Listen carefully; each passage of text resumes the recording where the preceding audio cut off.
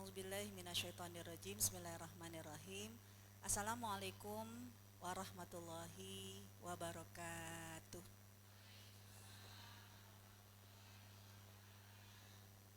Kayaknya mau tema kuliner semangat banget nih.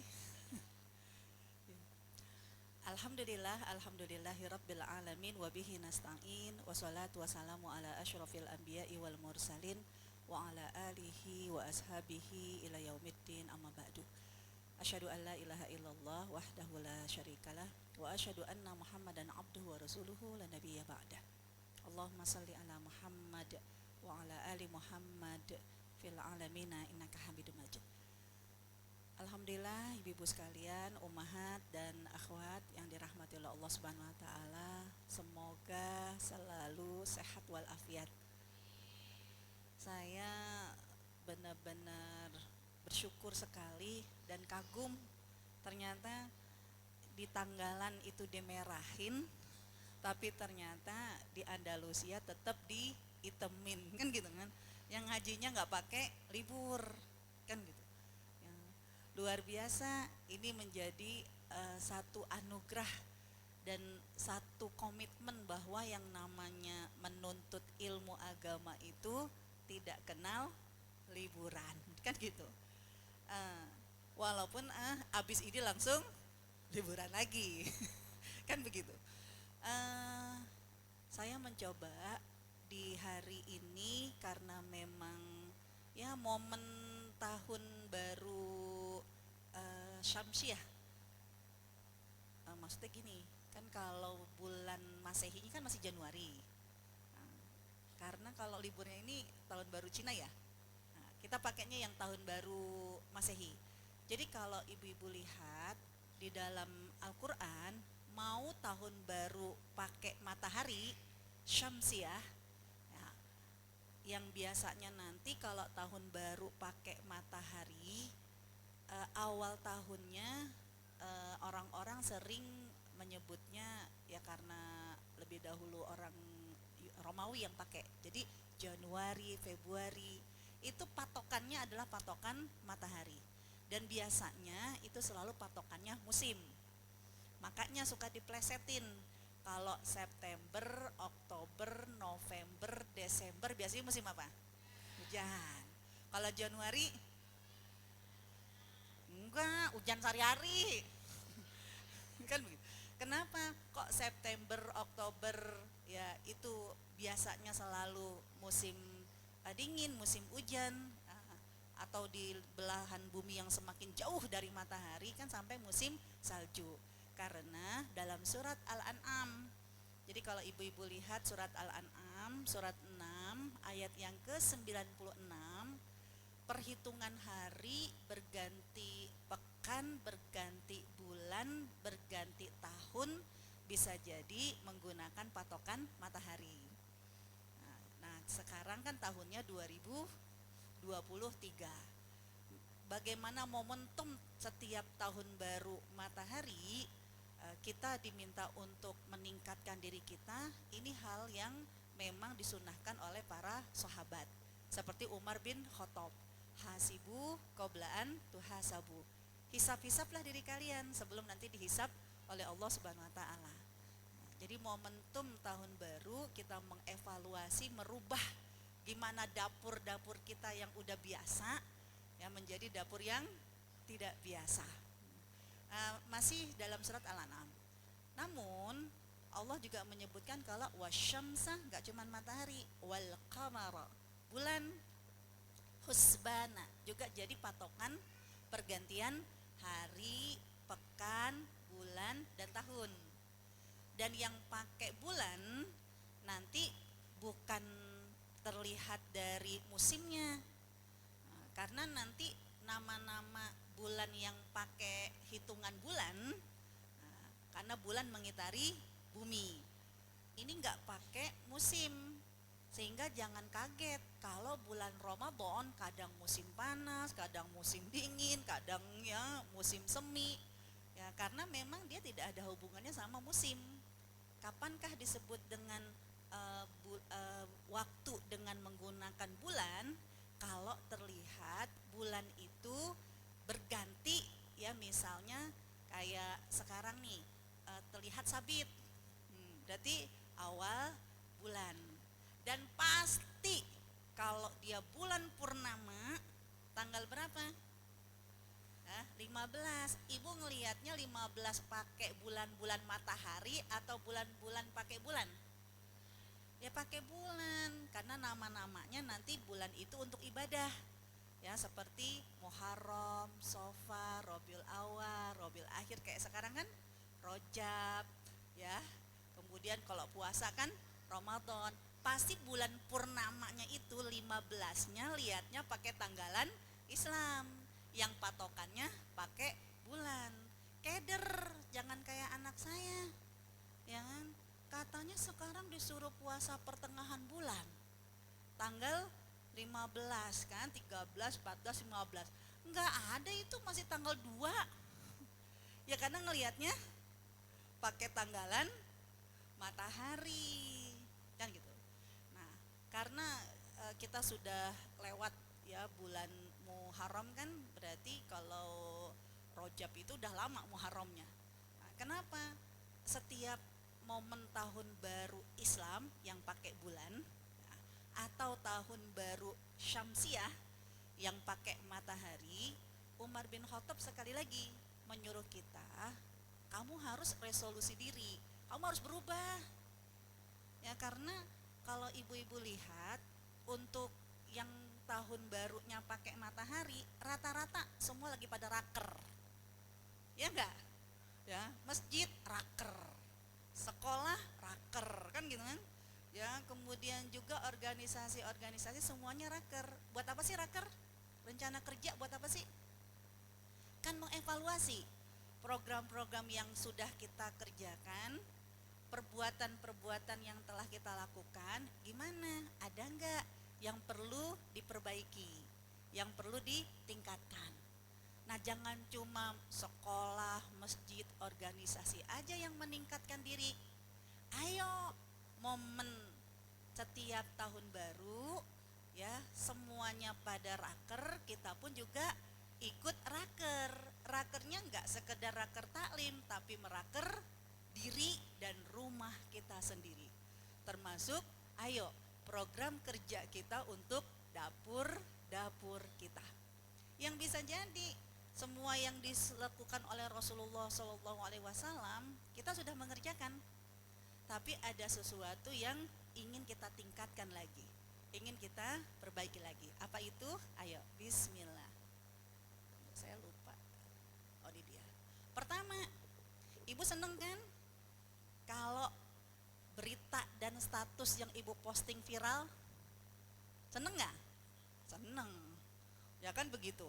Karena biasanya nih anak-anak muda nih, kalau udah bikin konten kreatif atau posting sesuatu, dia akan lihat. Kayak anak saya, nih itu kalau yang like kurang dari 100 langsung dihapus. Karena ya dianggap gak berhasil. Tapi kalau yang nge-like itu lebih dari 100, nah itu jadi patokan buat dia. Dia sudah mulai disukai. Jadi yang namanya viral, banyak dikenal, banyak diingat, banyak diketahui, jujur semua orang suka, kan gitu.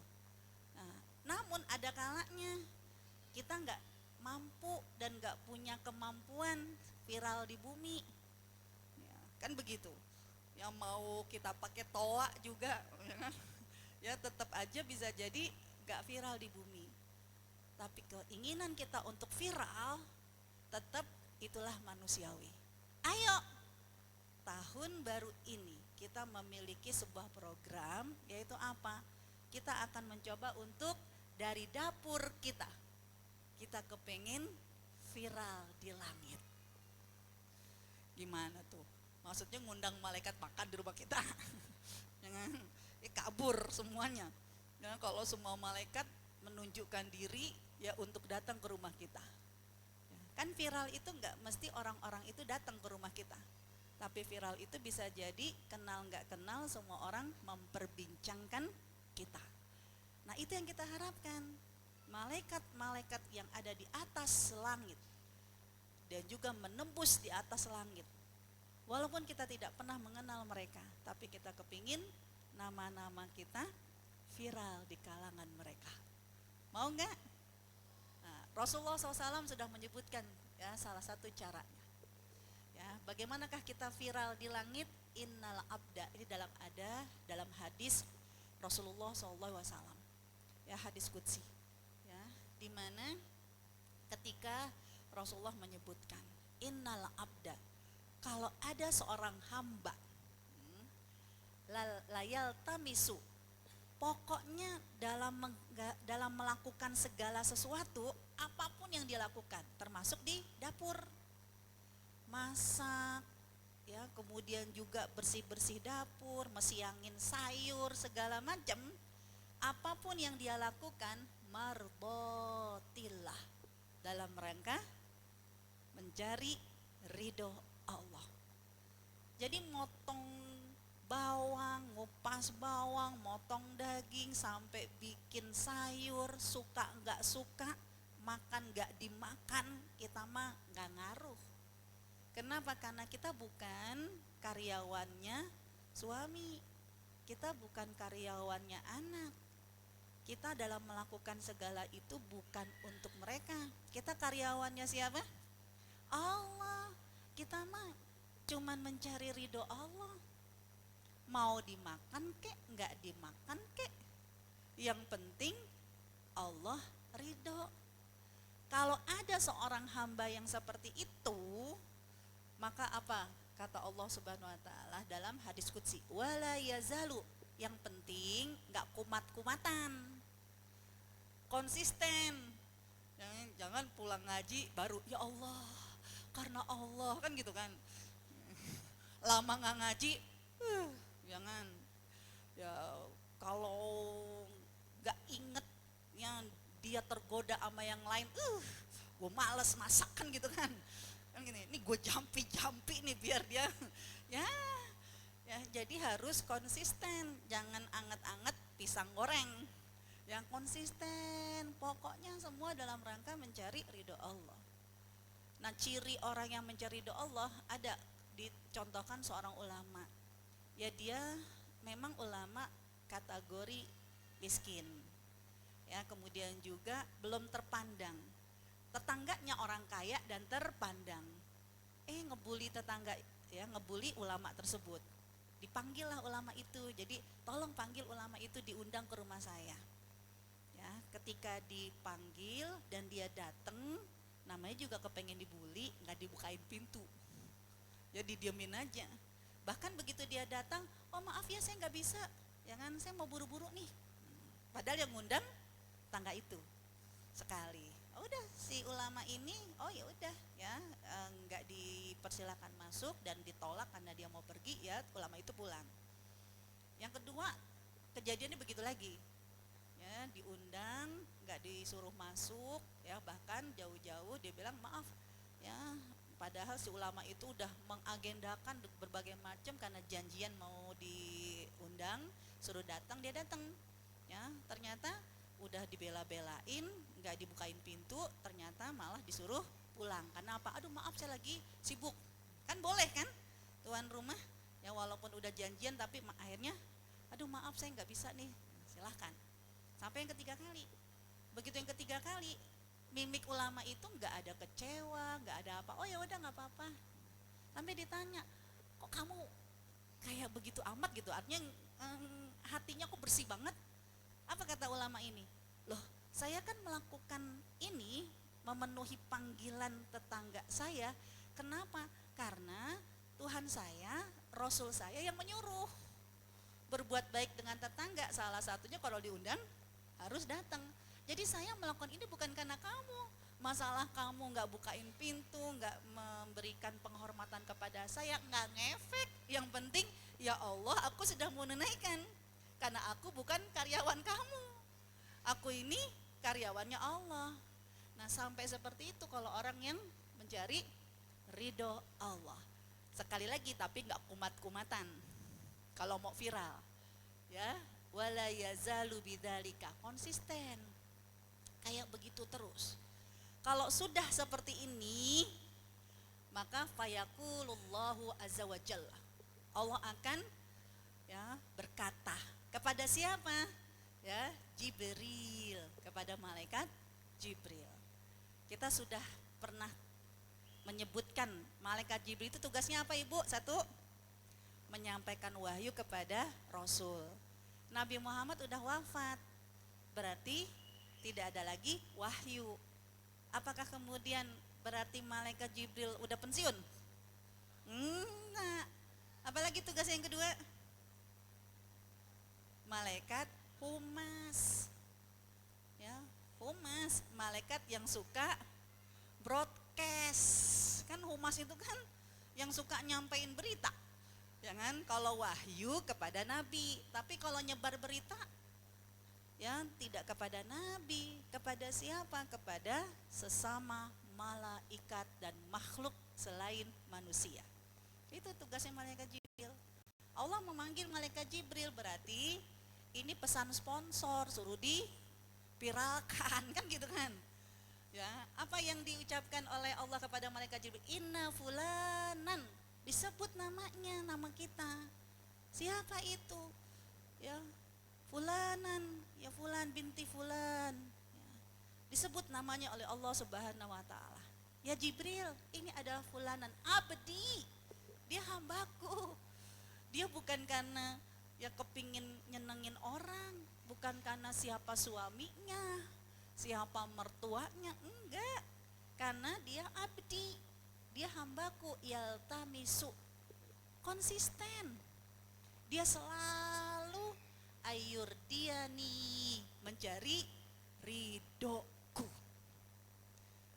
Alah, inget-inget ya Jibril, ketahuilah wahai Jibril, ya, inna rahmati, kasih sayangku, alaihi, harus selalu untuknya. Malaikat Jibril nggak egois, nggak cuman enggak. Ya, maka malaikat Jibril, ya, fayaqulu Jibrilu rahmatullahi ala fulan wa yaqulu laha hamlatul arsh. Dia akan men-share dulu, memviralkan dulu kepada malaikat yang menjaga arsh. Disebut nama kita karena akan menyebutkannya ya seperti apa yang disampaikan oleh Allah. Wahai malaikat penjaga arsh, nih ada fulan, disebut nama kita. Dia hambanya Allah.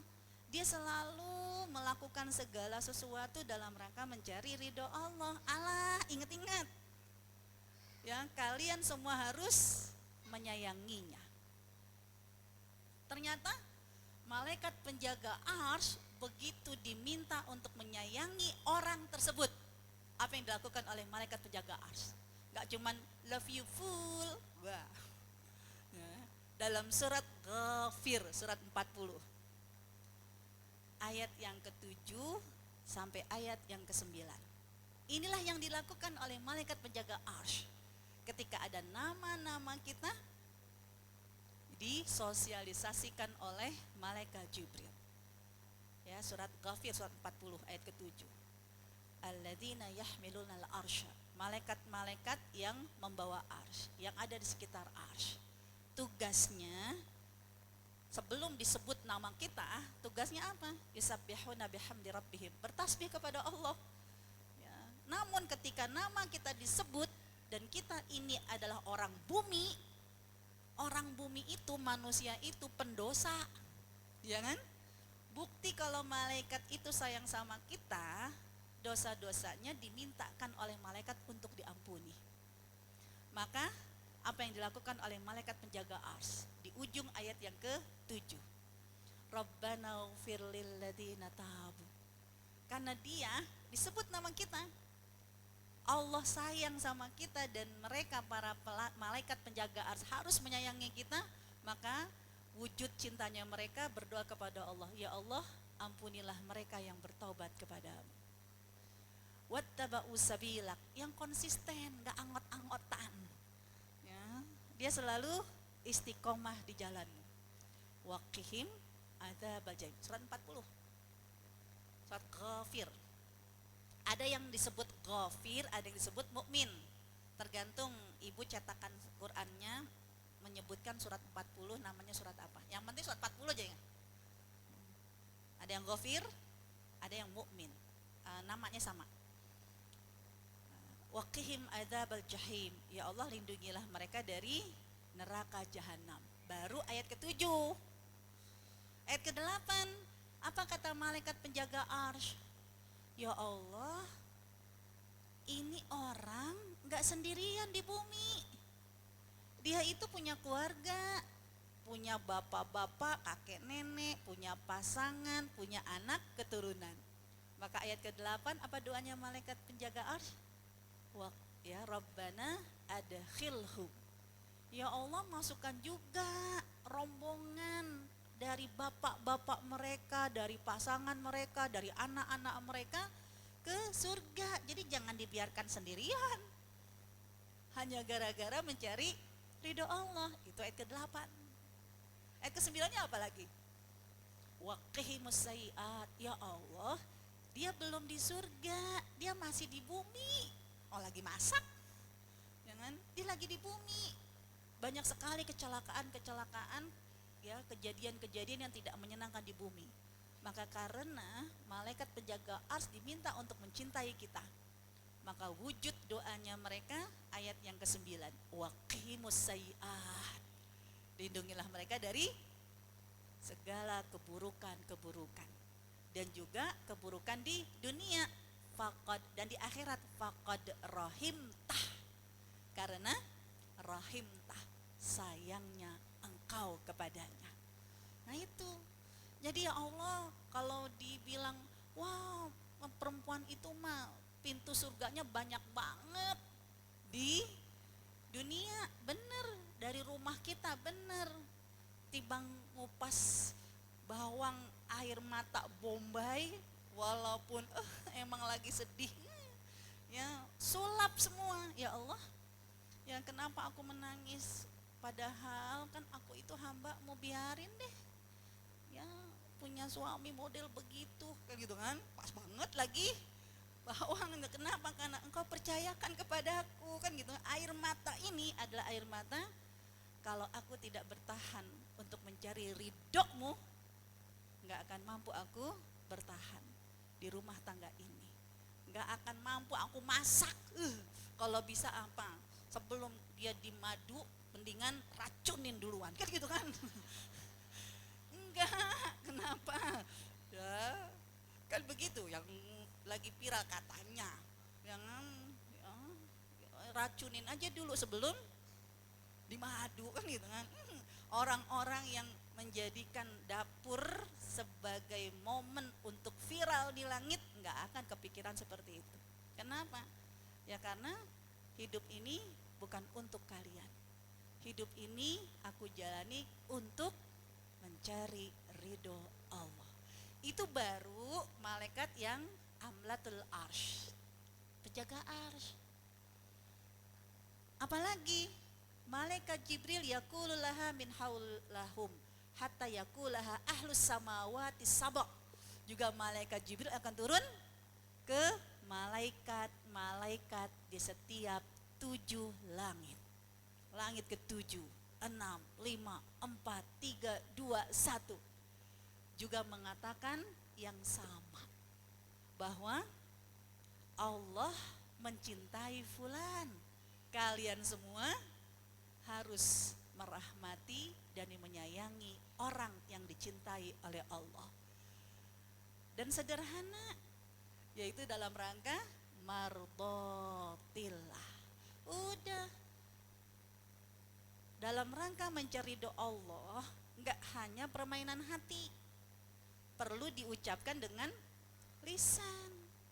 Dan enggak hanya yang entar sampai rumah kita langsung ya Allah, begitu mau buka kulkas, mau masak, mau masuk dapur, ya Allah aku mencari doamu. Enggak hanya untuk hari ini saja dan hari-hari esok, tapi juga kita tarik hari-hari yang kemarin. Karena bisa jadi kita masak ya gimana, ya karena kita seorang ibu, karena kita nggak tega sama anak-anak kita, kan gitu kan. Kan kadang begitu. Dan ternyata kalau ibu ingat kisah 3 pemuda yang terjebak di goa. Yang satu dia punya orang tua yang memprioritaskan ibunya, padahal anak-anaknya nangis-nangis minta susu, gak dikasih sebelum ibunya minum susu. Yang satu lagi yang udah siap berzina untuk membayar hutang, ya, tapi terus gak jadi, kan gitu. Kenapa dia terjebak di dalam goa dan bagaimana caranya mereka keluar dari dalam goa? Ternyata mereka berwasilah dengan amal karena Allah. Kan 3 pemuda itu ya begitu terjebak masing-masing mencari amal unggulan. Yang kayak gimana amal unggulannya? Yang sensitif banget, dia bukan dalam rangka mencari ridho Allah biar agar dibilang begini, dibilang begitu. Jadi berwasilahnya bukan wasilah sekedar amal, wasilah yang amalnya karena Allah. Berdirilah pemuda yang pertama, ya Allah, aku punya seorang ibu, aku memprioritaskan ibuku, bahkan susu yang aku siapkan untuk anak-anakku gak akan aku berikan kepada mereka sebelum ibuku dulu yang meminumnya. Sampai suatu hari ibuku tertidur, anak-anakku nangis ngerengek kelaparan untuk minum susu itu, gak aku berikan. Sampai ibuku terbangun. Ya Allah, aku melakukan itu dulu dalam rangka mencari ridho-Mu. Titik. 1. Setelah itu dia doktrin hatinya, dia bilang kepada Allah bahwa ini adalah dalam rangka mencari ridho Allah. Maka dia lanjutkan permohonan yang kedua, wasilahnya. Kalau Engkau ridho dengan perbuatanku ini, tolong tunjukkan kasih sayang-Mu. Terbuka enggak? Terbuka. Sedikit. Ya. Kenapa? Karena ya kamu tetap zolim dengan anak. Walaupun demikian itu masa lalumu dan kamu sudah menganggap dalam rangka mencari ridho Allah, Allah tetap suka. Terus yang kedua kan, maju pemuda yang satunya. Ya Allah, ada seorang yang berhutang kepadaku, tidak sanggup bayar, akhirnya dia mau nyerahkan gadisnya. Sudah di depan mata aku akan menestubuhi wanita itu, lalu aku takut kepadamu, gak jadi. Ya Allah, aku lakukan semua itu dalam rangka mencari ridho-Mu. Karena sensitif, orang bisa menganggap dia, wih baik banget, wih keren gitu kan. Itu hatinya bisa goyang, tapi dia langsung dikomitmenkan. Ya Allah, aku lakukan semua itu dalam rangka mencari ridho-Mu. Titik. Lalu baru berwasilahnya, kalau Engkau ridho dengan perbuatanku, tunjukkan kasih sayang-Mu. Terbuka lagi. Terus yang ketiga kan, aku menyimpan gaji karyawan, lalu aku berikan sepasang hewan ternak sampai berkembang biak jadi peternakan. Karyawan itu datang minta gajinya yang dulu. Aku tidak berikan dia hanya sepasang ya hewan ternak, tapi aku berikan peternakan. Wah, itu kan sensitif, goyang banget itu hatinya. Jadi di saat kita lagi antara ridho Allah, antara tidak mencari ridho Allah, itulah amal unggulan ketika kita langsung jelek. Ya Allah, semua yang aku lakukan kemarin dalam rangka mencari ridho-Mu. Titik. Kalau Engkau ridho dengan perbuatanku, maka tunjukkan kasih sayang-Mu. Ceger, terbuka kan semua pintu. Nah, kita sampai di rumah ingat-ingat, ya Allah, yang mana yang kita masak sensitif banget, itu nggak dalam rangka mencari doa Allah. Karena kan bisa jadi, ih masakannya enak banget, gue gitu loh, kan gitu kan. Emang Allah ya cuma cicit jadi, ya kan? Ya kan? Ternyata ya Allah, ya ada orang yang mungkin memuja-muji kita dengan masakan kita atau ke rumah kita, ya Allah dapurnya bersih banget, dapurnya cakep banget, ya desainnya cantik banget kan, ini goyang banget. Jadi kita iya dong, aku jadi betah nih di dapur, kan gitu kan. Nah itu kan Ya, nah di saat kita ingat peristiwa itu, maka jangan biarkan sebab itu nama kita tidak viral. Kita viralkan langsung agar Allah memanggil malaikat Jibril. Ya Allah, ingat banget kemarin lebaran. Kan gitu kan? Orang-orang tetangga ya pada mesen sama kita. Kan gitu kan? Kenapa? Karena dia mah enak banget begitu mah dia baik. Kita mesen cuman 10 porsi dikasih mah sepanci. Kan gitu kan? Kan orang bisa jadi kita masaknya entar lebaran semangat lagi gitu kan? Kenapa? Karena orang tuh mengenal kita ya bahwa kita orang baik. Itu kan sensitif banget. Karena kita sudah dapat komentar-komentar orang bahwa kita orang baik. Masalahnya kita dapat nggak komentar malaikat, doanya malaikat. Nah kalau kita ingat dengan hal-hal seperti itu langsung ya Allah, aku melakukan sekarang, dulu yang aku lakukan, dan sekarang yang aku lakukan semua dalam rangka mencari ridho Allah. Jadi kudu ditabuh ini mulut. Ya, jangan sampai itu kan soal hati. Ya ibu, hati itu gampang banget goyang.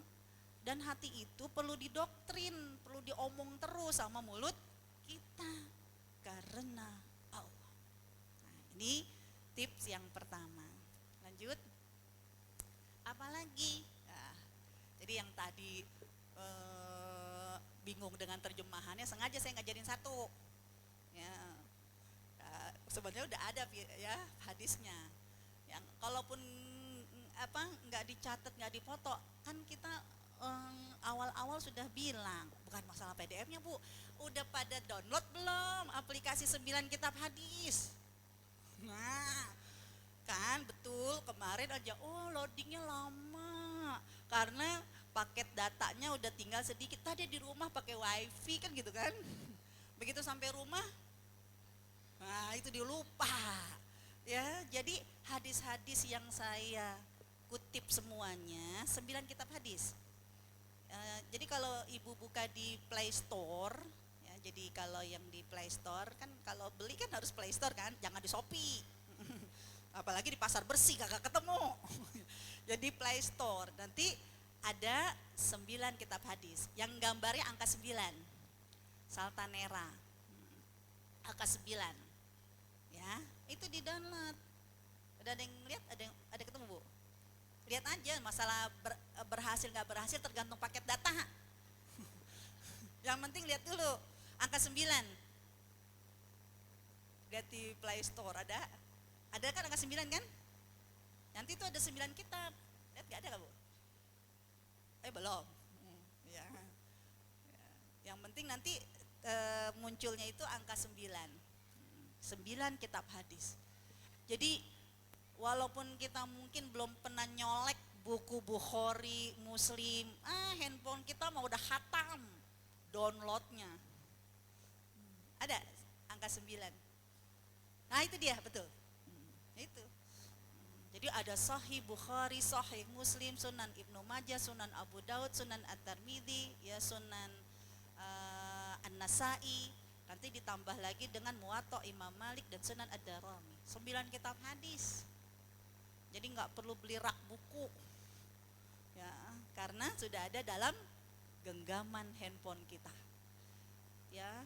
Dan bisa jadi ibu dengan adanya aplikasi ini, ya, ibu bisa jadi ustazah konten, ya kan? Daripada kita bolak-balik nge-share punya orang, ya kan nggak apa-apa. Aku kan jadi ikut pahala jariah. Kenapa kamu ikut pahala jariah? Kenapa kamu nggak mencoba untuk mengumpulkan pahala-pahala jariah dari banyaknya orang yang men-share konten kita? Habis kan kita nggak ada ilmunya, bukan pakai ilmu. Kalau dengan adanya 9 kitab hadis ini, ya bisa jadi kamu nggak punya paket, nggak punya paket nggak bisa download. Padahal kalau udah ada paketnya, ya bisa download. Loadingnya lama kan? Nah, ada juga nih sampai rumah nih, wah wifi. Ternyata apa? Ya nggak muat memorinya. Iyalah kebanyakan aplikasi film, aplikasi Gojek, ya akhirnya apa? Ya adalah satu yang kalahkan, kan gitu. Sebab kan ibu Benda yang paling bercahaya nanti di malam hari di rumah kita saat gelap gulita, handphone. Ya kan gitu kan? Kan begitu. Sampai di balik bantal pun eh, bercahaya kan gitu kan, karena handphonenya. Nah, jadikan ini juga bercahaya kelak nanti di alam barzah, karena ada aplikasi Quran dan aplikasi hadisnya Rasulullah SAW. Nah, enak kalau udah punya ini, apalagi yang punya kemampuan mendesain ya, aplikasi pakai Canva, pakai segala macam, udah deh begitu di-share, nanti orang-orang pada izin nge-share ya, dapat kita pahala jariah. Nah gitu kan, daripada kita hanya ya nge-share milik orang lain. Karena kalau sudah ada dalam 9 kitab hadis ini, sudah jelas pertanggungjawabannya. Kan gitu kan. Nah, ini ada dalam hadis riwayat Ahmad. Nah, sekarang kita lanjutkan. Ayo, kan kita kepingin dengan simbol berkah. Apa sih berkah? Bisa jadi yang dimakan sedikit, tapi ngefeknya itu terus bertambah. Dan keberkahan bisa jadi dimulai dari rumah kita, dari dapur. Ya mungkin anak kita gak bisa kita selalu berikan 4 sehat 5 sempurna, paling makan ala kadarnya. Tapi walaupun cuma sepiring ala kadarnya, lauk yang biasa-biasa saja, dia gak kalah cerdas sama orang yang makannya 10 sehat 15 sempurna. Ya kan makannya gak sekali, ya kan? Pagi siang kan gitu kan, ya gak kalah. Padahal apa, anak kita mah cuman yang penting kita bisa ngasih makannya di pagi hari, karena kan pagi hari itu penting buat energi dia, agar dia gak jajan kan gitu kan. Tapi ternyata dia bisa lebih cerdas, bisa lebih solihah. Kenapa? Karena setiap butir yang kita masak, nasi yang dimakan oleh dia, setiap suapan sayur, padahal apa judulnya sih sayur bayam, seikat bisa buat 2 kali makan, karena banyakin kuahnya sama sebatang-batangnya kan gitu kan, jadi masak kan gitu kan ya. Itu nggak masalah walaupun cuma 3 lembar yang dia makan, tapi 3 lembar daun bayam ini lebih dahsyat kekuatan daripada Popeye kan gitu kan. Ya kenapa? Karena dapur kita menjadi kunci keberkahan. Gimana caranya? Hadis lewat At-Tirmidzi ini sudah pernah kita bahas. Kalau kemarin dulu sudah pernah kita lakukan, hari ini kita lanjutkan program ini di rumah-rumah kita, di dapur-dapur kita. Sebelum kita masak nasi, wudhu dulu. Sebelum kita mau masak bayam, wudhu dulu. Sebelum kita mau goreng tempe, wudhu dulu. Pokoknya sebelum mau masuk dapur, wudhu dulu. Ya bukan berarti emangnya mau sholat. Ini bukan bab sholat. Sebab Rasulullah yang bersabda. Ini Rasul yang bersabda. Barakatut ta'am, keberkahan makanan itu ketika kamu melakukannya dengan memulai berwudu sebelum dan juga sesudah memakannya. Kan begitu. Kalau anak-anak bisa jadi sebelum dia datang ke meja makan. Tapi kalau ibu-ibu, gimana ada makanan kalau kita yang belum memasaknya. Itu ya coba kita lakukan. Jadi sadar diri kalau mau masuk dapur, mau masak, itu seperti kita mau pakai mukena. Enggak enak kalau enggak wudhu dulu. Dan wudhu ini bukan berarti sekedar ya kepingin menjaga wudhu, tidak. Rasul yang menyuruhnya. Dan ini menjadi sunnah, tradisi yang baik. Gampang, ya Allah ustazah, air lagi kering. Ya misal, berarti apa? nggak ada alasan untuk tidak bersuci karena wudhu bisa didispensasi dengan tayamum. Lah masa tayamum, kan tayamum kotor, masa kita mau masak? Ya emangnya beras kagak pakai air, kan tetap harus dengan air.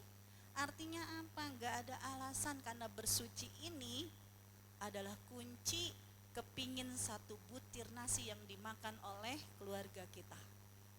Ya, satu sendok sayur yang masuk ke dalam perut anak-anak kita, semuanya menjadi barokah. Sedikit tapi efeknya dahsyat, kebaikannya bertambah, bertambah, bertambah, bertambah. Kemudian mari kita lihat lagi. Nah, ini nih. Mungkin kemarin ya Allah, kenapa kita berantem melulu sama anak kita? Ya padahal udah kita kenyangin perutnya, masih aja ribut. Karena bisa jadi dapur kita jadi meeting point, jadi reuninya setan. Sehingga setan itu ikut bersama dengan masakan-masakan yang kita masak. Enggak kok, enggak ada yang nyolek-nyolek kita. Ya kalau ada yang nyolek bagi gua kabur, ya kan? Ya setan jahil itu mah. Tapi kalau setan yang ingin merusak keberkahan anak-anak kita, keberkahan rumah tangga kita, dia gak akan menunjukkan dirinya. Karena kalau dia menunjukkan dirinya, orang Islam itu akan waspada, langsung berdoa. Kalau udah berdiri bulu kuduknya kan langsung a'udzubillahi minasyaitonir, merugikan setan. Ya gak dapet deh ikut-ikutan untuk merasuki darah anak-anaknya. Ya, karena dia setan itu akan memasuki melalui peredaran darah. Jadi gimana caranya? Ini mah setan yang gak jahil, ya. Tapi setan yang memang jahat, yang ingin merusak keberkahan. Dalam surat Al-A'raf ayat ke-31 dan juga dalam surat Al-Isra ayat ke-27. Pertama, dapur jangan jadi tempatnya setan. Kenapa? Karena tradisi wala tusrifu, berlebih-lebihan, mubazir. Ya bani Adam, auzubillahi minasyaitonirrajim. Hai anak-anak Adam, khudu zinatakum, silahkan kamu berhias, bercantik. Mau sekedar nasi goreng yang kita makan, yang kita berikan, tapi nasi gorengnya keren. Kan gitu kan, padahal mau nasi goreng ala kaki lima dengan nasi goreng ala hotel bintang 5 sama judulnya sama-sama nasi goreng. Ya kan begitu. Ya kayak gado-gado yang kita bikin, yang kita beli di ibu-ibu yang ngulek, yang nyicipinnya sampai nih udah belum kan gitu kan, dengan nasi goreng baplot, judulnya tetap nasi goreng gado-gado baplot, tetap gado-gado, tapi kan harganya beda. Jadi silakan, mau dipercantik itu dapur kita, mau dipercantik aksesoris, perhiasan segala macem, ya biar kelihatan enak tampilannya, silahkan. Ya karena Allah menyuruh bercantiklah, pakailah perhiasan ketika kamu ke masjid. Wakulu washrubu, ketika kamu makan. Ya, ketika kamu minum silahkan. Kamu ingin tidak sekedar makan, nggak sekedar ada, tapi indah, kan gitu. Ya yang penting indah. Kayak ibu, ya namanya juga kita penggorengannya nggak kayak penggorengan yang di hotel. Sedangkan anak kepengen banget, mah itu dong, bikinin telur ceplok mata sapi, ya kan? Ya yang kuningnya nggak pecah, ya kan, terus setengah matep. Ya Allah, saya sampai belajar itu sama grupnya Bu Linda, gimana caranya. Kenapa? Karena begitu dibalik pecah. Ya Allah, ini mah namanya telur mata sapi menangis, Umi. Kok pengennya mata sapi yang jelita. Ya gimana caranya nih bikin telur kayak begini kan? Ya kan ada kalanya kayaknya di TV gampang banget, ya kan, gampang banget. Ya dan itu kan rada susah. Dan anak memang nggak susah mintanya, pingin sarapan pakai telur mata sapi yang kayak di TV. Ya kan? Ya, yang putihnya masih bersih, ya kan? Kadang kan kita nggak begitu, ya. Ya, jadi kuning, mending putih jadi kuning, putih jadi coklat, yang kuningnya belepotan kan gitu kan.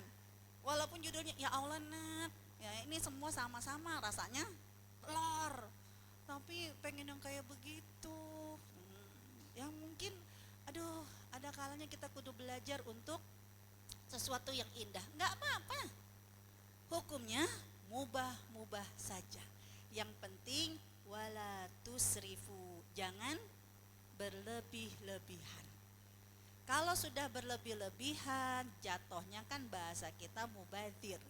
Berlebih-lebihan itu innal mubadzirina kanu ikhwanas syayatin. Itu temennya setan. Ya mentang-mentang udah bisa nih, udah pinter mama nih. Kenapa? Karena wajannya kan ternyata nggak kayak wajan kita kan gitu kan. Wajan tersendiri. Ya, dan udah bisa bismillahirrohmanirrohim. Mentang-mentang udah bisa, udah ya, dibikin yang banyak.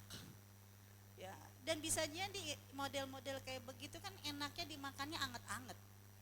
Begitu udah dingin, nggak enak. Mau nggak ibu makan yang ibu masak udah kebelengeran? Bisa jadi kan? Enggak. Akhirnya kan mubazir. Ya, udah susah-susah bikin, ternyata yang dia cuma makan putihnya doang. Kuningnya enggak. Kan gitu kan? Ada yang mau kuningnya doang, putihnya enggak. Nah, tanamkan kalau ada yang kita lakukan berlebih-lebihan. Jadi masak itu benar-benar sesuai dengan porsinya.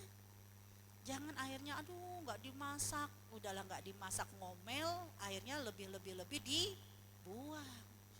Innal mubadzirina kanu ikhwanas syayatin. Itu bisa jadi dapur itu udah viral di kalangan setan. Ya kenapa? Karena banyak makanan-makanan sisa yang ada di rumah-rumah kita. Apalagi jangan lagi nih setan. Ya bisa jadi kan ibu udah capek, nggak ngawas lagi dapur dan anak-anak nggak dibiasain masak. Udah kita tinggal, yang penting anak-anak udah disediain di ada kamar apa di dapur, di meja makan. Tapi yang namanya anak-anak kan kadang sembrono, wadahnya nggak ditutup lagi, dibiarkan. Kalau masih siang masih alhamdulillah, masalahnya dia makannya makan malam.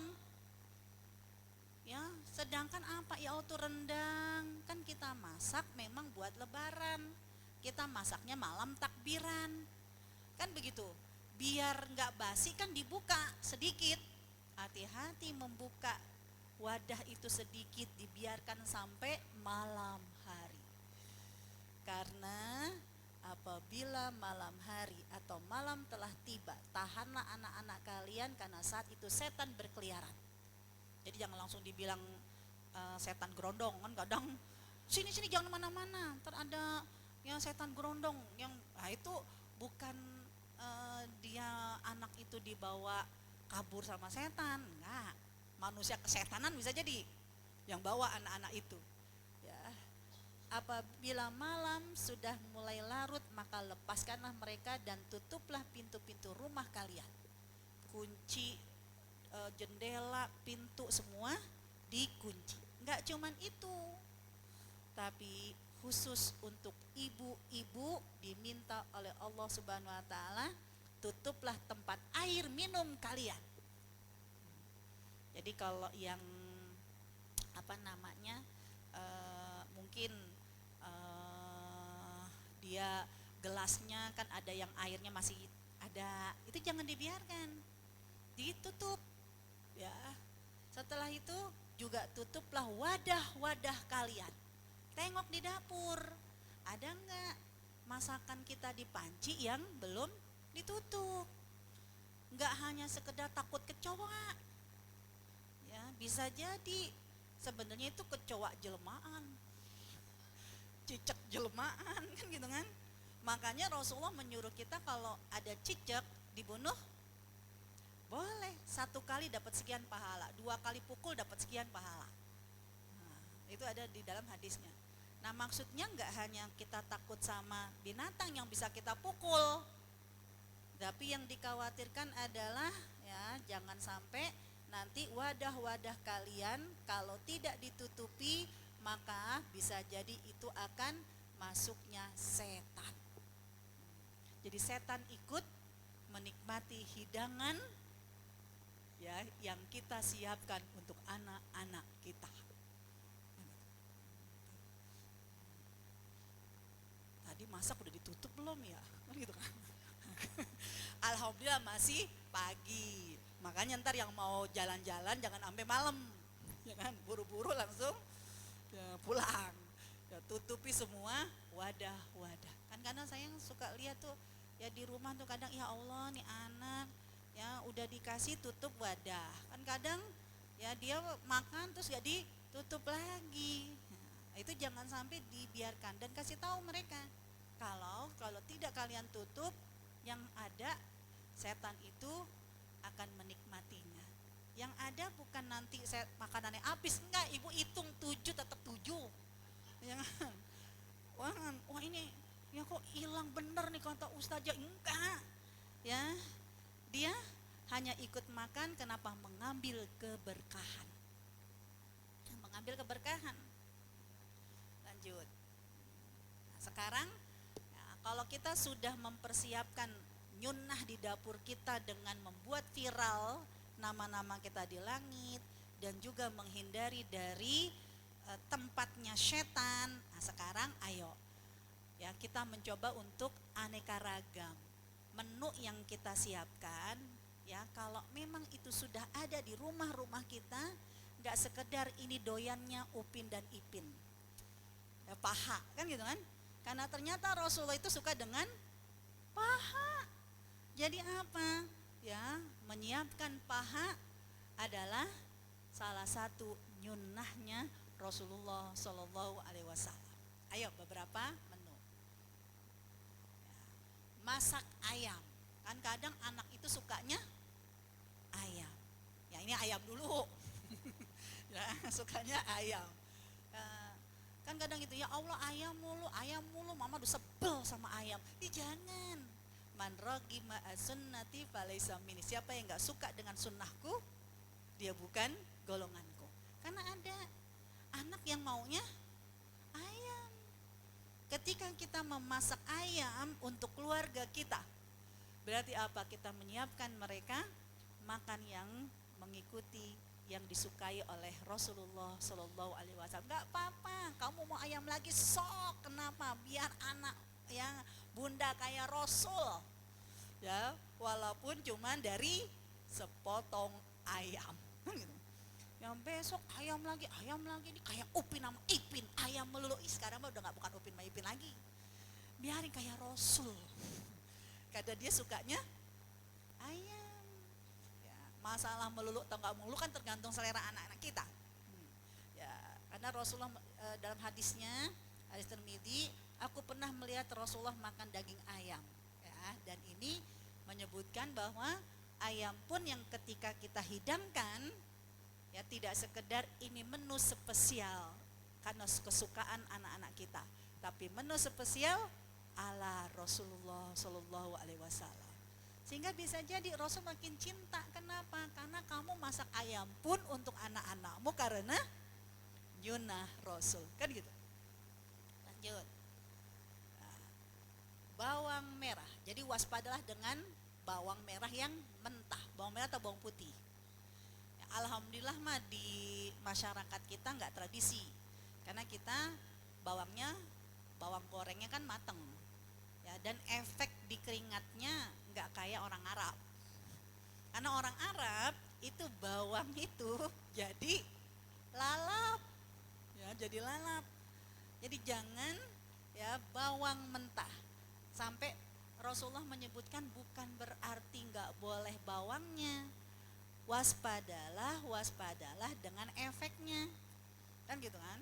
Karena memang bawang mentah itu bisa mengakibatkan aroma keringatnya yang tidak sedap. Ya kalau emang udah terlanjur, ya misalnya di acar ada bawang merahnya, ya udah, ya bawang merahnya dikurangi.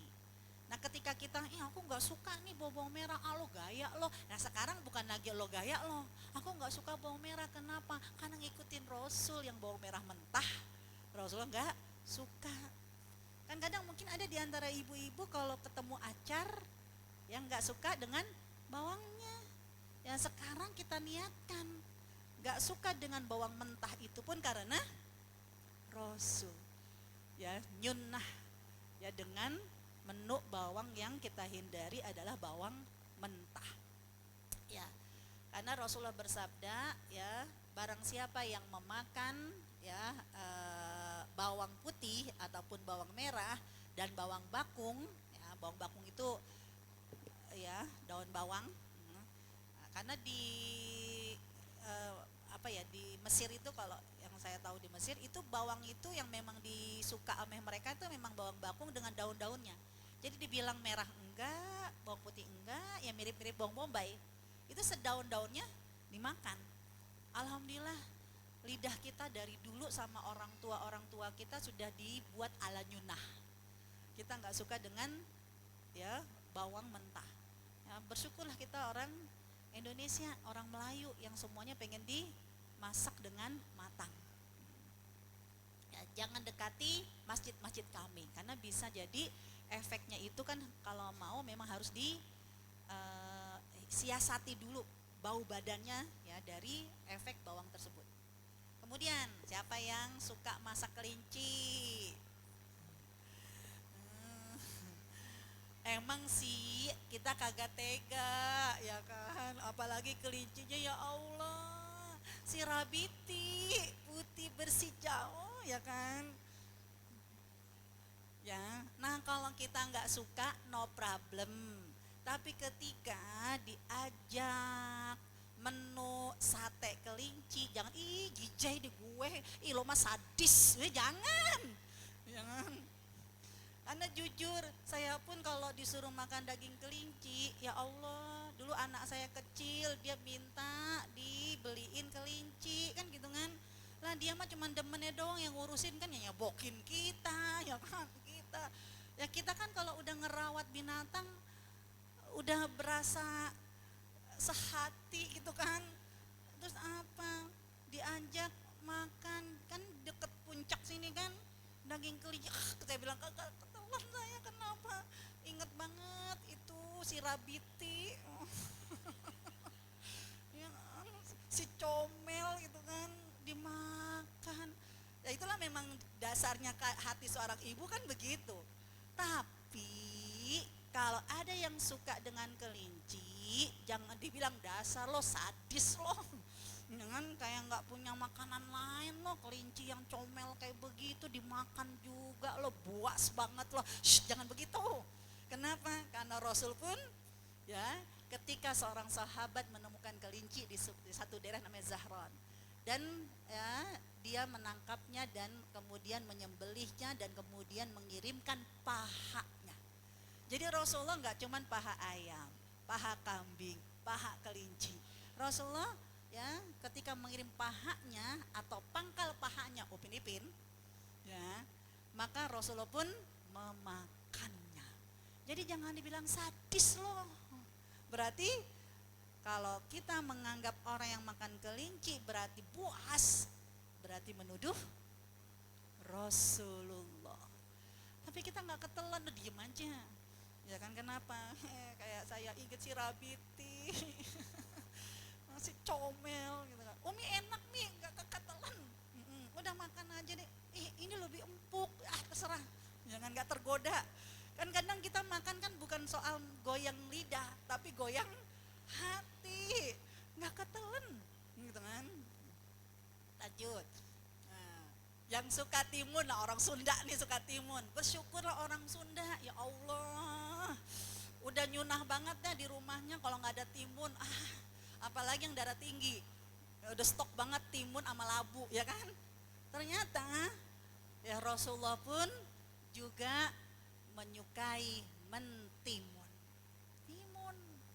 Ya, jangan ditanya timunnya kayak gimana, timun Timur Tengah sama timun Asia itu beda. Yang penting judulnya sama-sama jazar, timun. Timun suri apa timun? Ah, pokoknya timun. Ya. Jangan pakai ditanya lagi timun apa. Ya.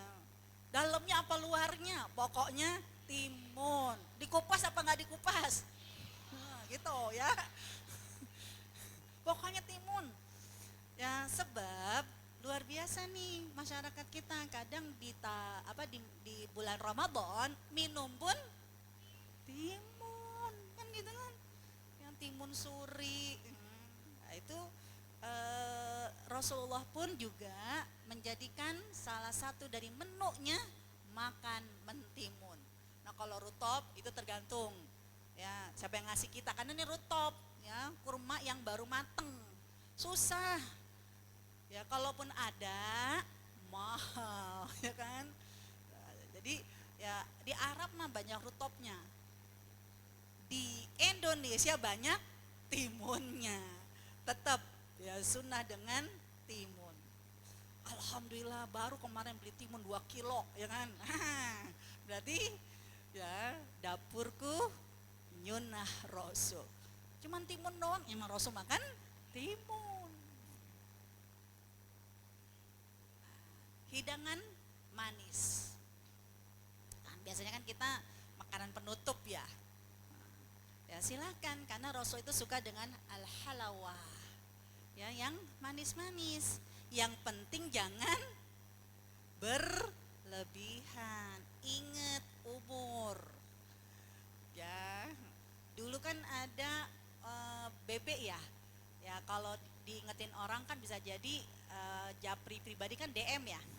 Nah, bagi yang udah umur, ingat manisan ini bisa DM. Kalau berlebihan, nggak apa-apa ketika anak ada yang suka dengan manis. Yang mungkin manisannya jangan ditanya manisan apa ya Ustazah, kolang kaling apa, pokoknya manis, al-halawa, yang rasanya manis. Wah, ya ini orang Jawa, semua masakan dikasih gula, jangan lagi emang lo orang Jawa loh gitu kan ya. Tapi orang ya yang suka manis itu ala nyunah Rasul. Nah kan orang Sunda udah tadi karena timunnya kan gitu kan, karena sambelnya pakai gula, udah kayak kolak kan gitu kan. Semua sayur kalau pakai gula bagi orang Sunda mah dibilang kolak. Gimana ini sayur, ini bukan sayur, ini mah kolak, kolak bayam, kolak bayam, kolak kangkung, karena gara-gara pakai gula. Udah sekarang mah kita nggak lagi nih mulut lemes ya kan, komen aja ya. Ternyata Rasul pun juga menyukai yang manis-manis. Berbagi masakan, nah ini salah satu juga sunnah Rasul. Walaupun ya bisa jadi berbagi masakannya ya ini sunnah bersedekah ketika Rasulullah menyebutkan seorang wanita yang suka bersedekah dari makanan yang ada di rumah suaminya tanpa izin suami, nggak masalah. Syaratnya tidak menimbulkan kerusakan. Harus tahu dulu ya tipe-tipe suami kita dan tipe-tipe ya keluarga kita ya, kalau memang ibaratnya kita bisa mengimbangi dan suami no problem, karena yang dikasih ya bukan orang itu aja. Kadang suami itu marah kita ngasih masakan bukan karena ngasihnya, ya giran kamu aja deh mau ngajak anak-anak ke rumah ibumu dari malam udah masak, giran besok aja deh mau ke rumah ibu kita jangan udah kan tadi sana juga eyang masak kan gitu kan yang ngadepin masakan ya nggak adil.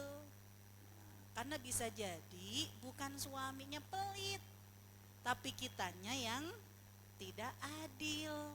Tapi kalau suami udah ngelihat, wah tipe istri saya mah memang nggak ngepel, ya siapa aja dikasih, ya bisa jadi untuk orang lain cukup semangkok, untuk ibumu udah aku siapkan, ya satu mangkok tiap minggu, ya bisa jadi, ya itu no problem.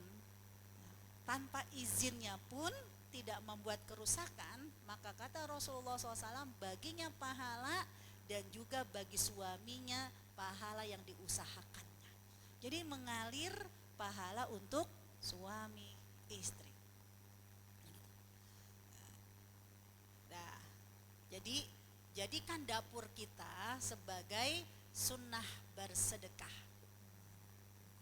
Apalagi yang suka diet, makan ditakar, ya kan?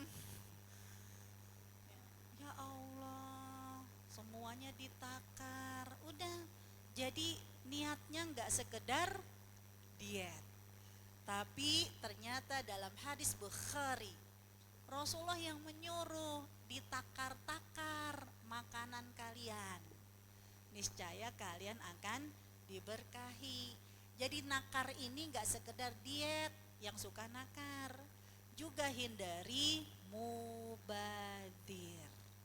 Udah tahu kalau anaknya gak begitu suka banyak nasi, sukanya banyak lauk, ya kan?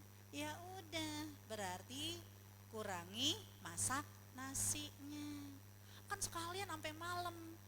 Udah tahu suami tipenya suka makan nasi yang anget dan gak suka yang angetan, ya berarti apa? Sekali masak habis, kan sayang listriknya, ngeyel bener gitu kan.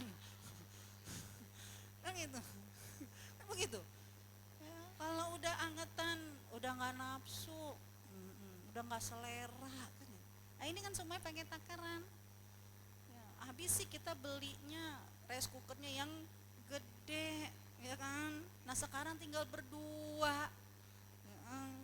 Udah beli yang kecil, biar kalau pas masak cuman satu gelas doang, kan gitu kan, langsung habis. Nggak apa-apa, jangan ribut banget ya.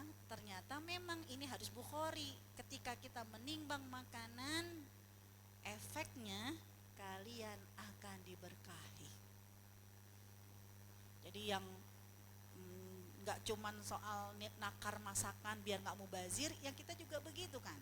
Ada kalanya, ditakar nasinya sekian gram.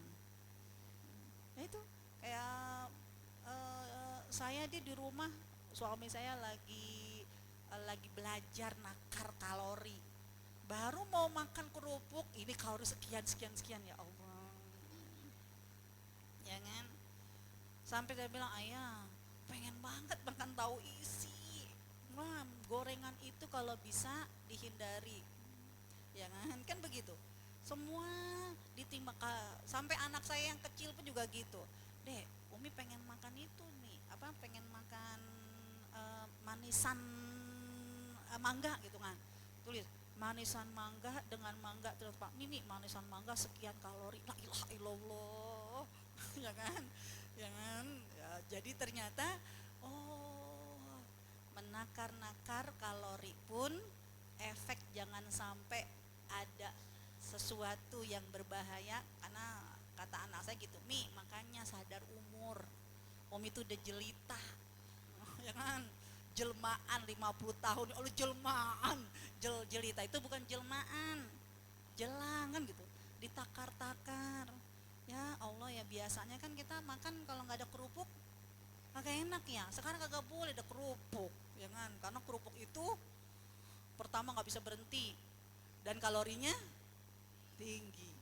Nah, minyaknya itu ya, ya kan? Ya, jadi menakar itu juga menjadi salah satu sunnahnya Rasul. Apalagi ya, belajar masak, ya,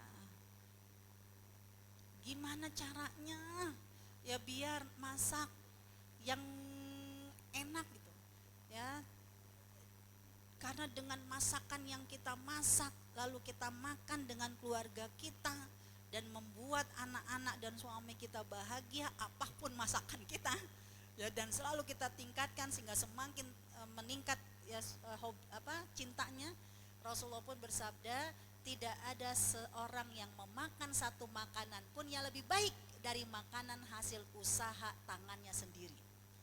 Apakah karena suaminya yang mencari lalu rezeki itu diberikan kepada istrinya, atau istrinya yang memasak, ya itu juga bagian dari cara ya sesuatu yang disukai. Bukan berarti akhirnya wah yang catering gimana kan gitu kan.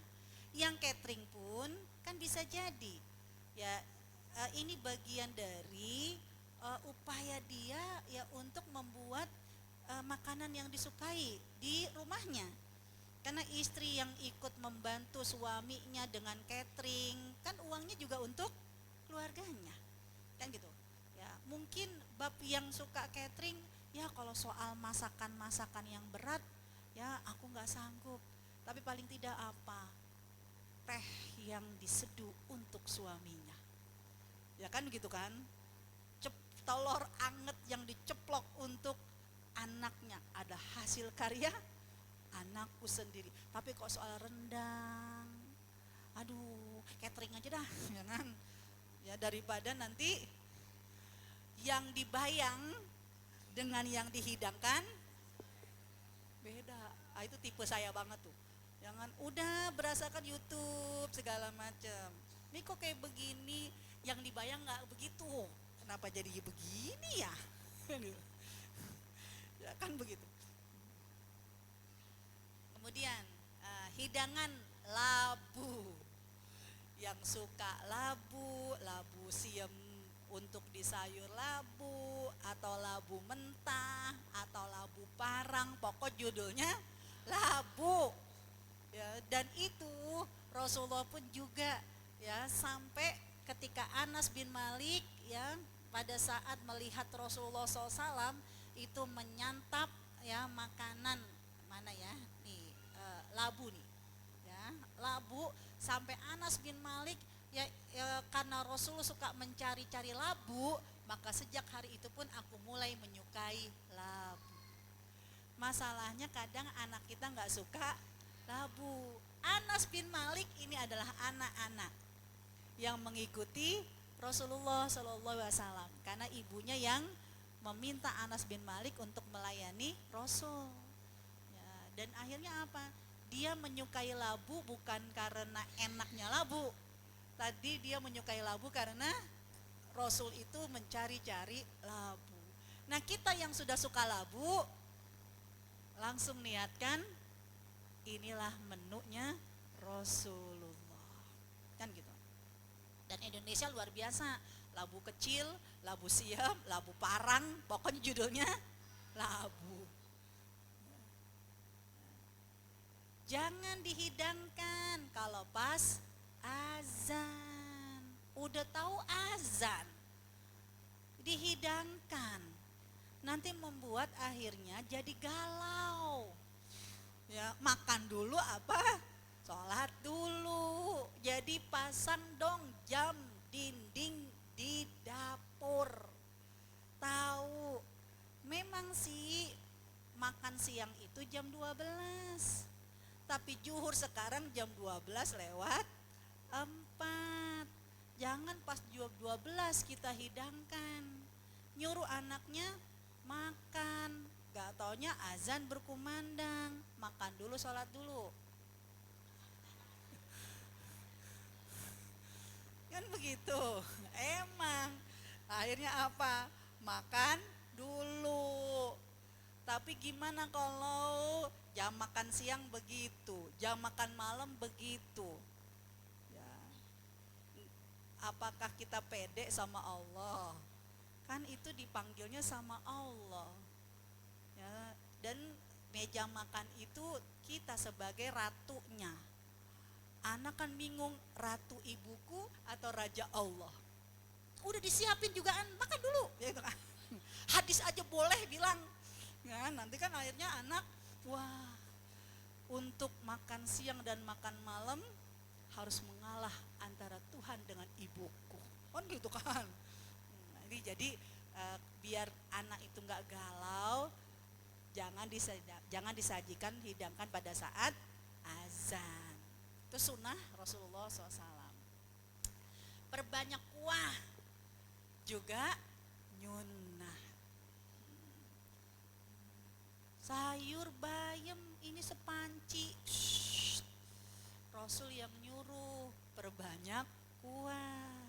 Tapi jangan sampai setannya nungguin. Karena gara-gara banyak kuah, kuahnya kebuang. Mubazir kan gitu kan. Ya benar-benar harus diperhatikan. Bahkan kalau banyak kuah pun takut mubazir, silahkan ya dengan diberikan kepada ya Allah, dia berikan kepada tetangga. Nah sekarang nih yang berikutnya, jangan campur kurma dengan kismis. Ini saya nih sampai diskusi sama suami saya. Ya Allah, aku nggak nyunah banget ya kemarin ya. Kenapa? Saya belajar bikin nasi ala Arab. Nah itu kan masukin kurma, lah ada kurma, masukin kurma, oleh-oleh orang orang haji kan, orang umroh masukin kurma, masukin kismis. Ya ternyata apa? Rasulullah yang bilang, ya melarang kami memasak biji kurma ya hingga matang atau mencampurkan antara anggur. Jadi anggur ini ya Allah, mohon maaf ini salah nih. Saya kemarin ganti ini kurmanya, ini anggurnya tuh disebut dengan kismis. Jadi antara kurma dengan kismis, ya benar kurma dengan anggur kismis. Sampai saya ini tadinya ini anggur kurma. Jadi nggak boleh nyampur antara kurma dengan anggur yang sudah jadi kismis. Ya, sampai saya bilang begini, kan anggur itu inap ya, tapi yang sudah jadi anggur kering kan namanya kismis. Jadi kurma kering dengan anggur kering kismis itu nggak boleh. Saya bilang sama suami, apa ya alasannya ya, kenapa kok antara anggur kismis dengan kurma itu nggak boleh digabung. Dan saya belum menemukan maksudnya. Mungkin kalau yang ahli gizi ya apanya kadar gulanya tinggi. Oh, ya mungkin ya itu. Jadi nggak boleh menggabungkan antara kismis dengan kurma. Oh kadar gulanya ya. Tambah lagi berasnya bukan beras beras apa? Beras mati. Kalau beras mati kan memang untuk kadar gula rendah ya. Ya karena mahal, akhirnya apa pakainya beras pulen. Nah itu tambah deh tuh. Oh, ya mungkin itu salah satunya. Kemudian lihat lagi, memang ya minuman nabit kurma ini juga salah satu yang disukai sama Rasulullah Shallallahu Alaihi Wasallam. Ya karena siapa di sini Ummu Salamah ya, ya dia biasa mengendapkan itu ya, iya itu mengendapkan, tahu ya mengendapkan ya, itu ya, kurma itu diendapkan ya dari malam, nah baru paginya itu dituangkan kepada Rasulullah. Nabi ya nabi kurma. Nah itu saya nggak tahu dengan kayak begitu kadar gulanya berkurang atau nanti, nah itu harus ada penelitian, ada nggak? Belum tahu juga ya. Ada nggak yang udah tahu hikmahnya?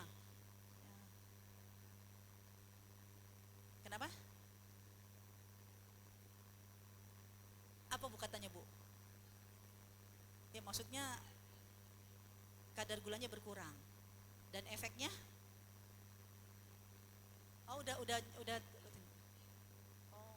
berarti stok kurma di rumah terus ya bu? Maunya mau kurma apa aja lah gitu kan. Cuman kan dicuci dulu kan bu? Oh sebab bu kalau higienis sih gimana?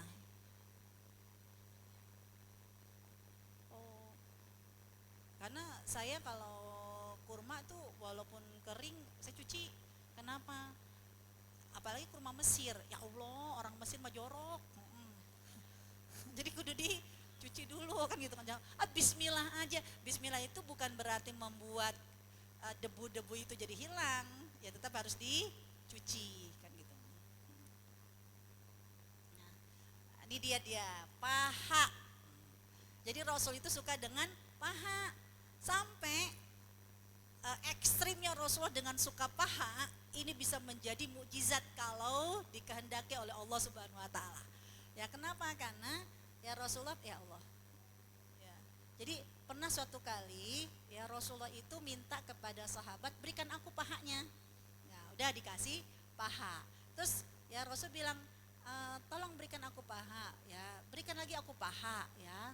Sampai sahabat ini bilang, Rasul, emangnya paha yang dimiliki seekor kambing ada berapa sih? Jadi Rasul itu minta, berikan aku paha, berikan lagi aku paha, berikan lagi aku paha. Ya, sampai sahabat ini, Rasul, satu kambing ini emang punya berapa paha? Lalu apa kata Rasul? Wallahi demi zat diriku yang ada dalam genggamannya.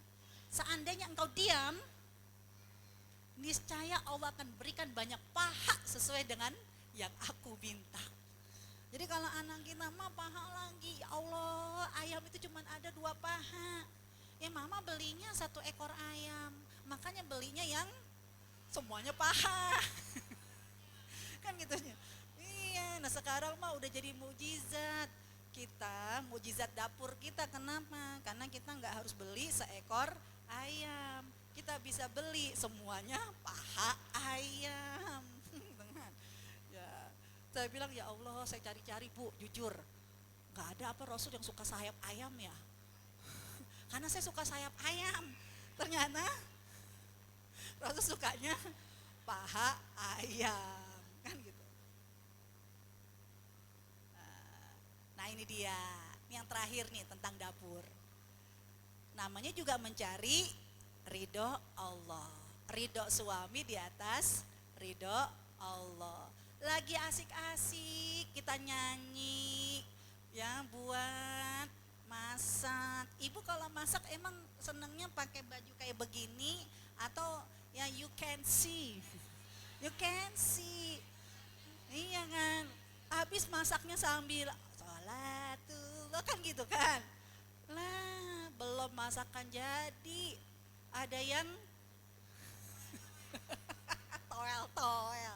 Apa kata Rasulullah? Jika seorang lelaki mengajak istrinya untuk memenuhi hasratnya, hendaklah apapun yang terjadi tinggal itu dapur.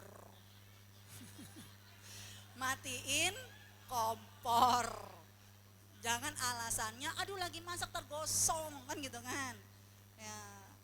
Ya layani suaminya, karena asik masak tetap harus siap melayani suami.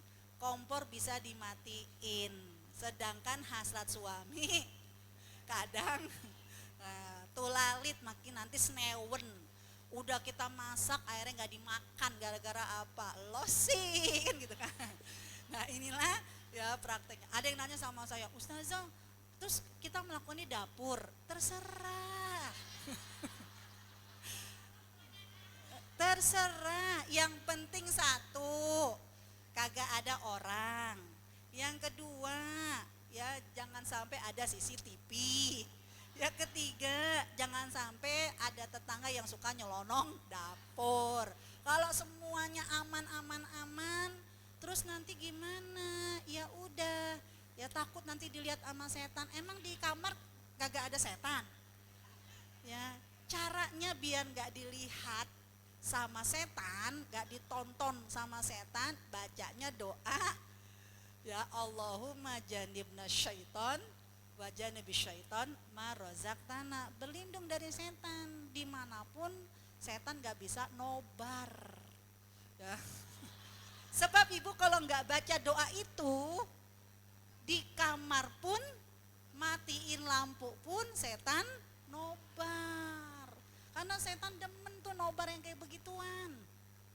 Tapi kalau kita baca doa itu, mau di dapur ya, dengan baca doa itu langsung tersamarkan. Cahaya doa itu menutupi ya adegan-adegan tersebut. Pakai selimut nggak? Terserah. Yang penting doa, kan gitu. Nah inilah yang disebut dengan sunnahnya Rasulullah Sallallahu Alaihi Wasallam. Karena yang berikutnya ini di meja makan. Next yang akan datang. Wallahu a'lam bishawab.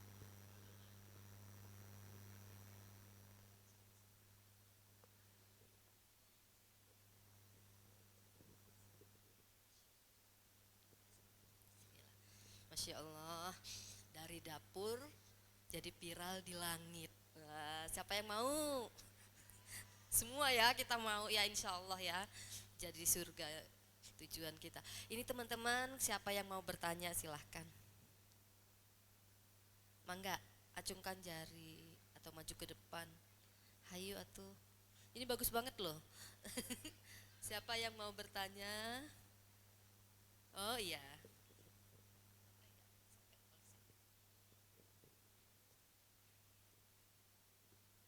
Assalamualaikum warahmatullahi wabarakatuh. Ustazah, yang tadi ya mungkin agak berbeda dari materi sekarang ya. Cuman yang tadi Ustazah bilang tentang tiga orang pemuda yang berwasilah. Apakah boleh kita berwasilah seperti tiga orang pemuda tadi gitu Ustazah? Kalau misalnya kita punya kesulitan atau apa, jadi kita berdoanya ya Allah saya sudah melakukan ini gitu ya. Maka mintalah kemudahan gitu gitu. Terima kasih. Assalamualaikum warahmatullahi wabarakatuh. Mau langsung Ustazah apa oh ditampung dulu ya. Mangga yang mau lagi bertanya? Bun. Mau. Eh, sudah tidak ada. Nggak nyesel nih.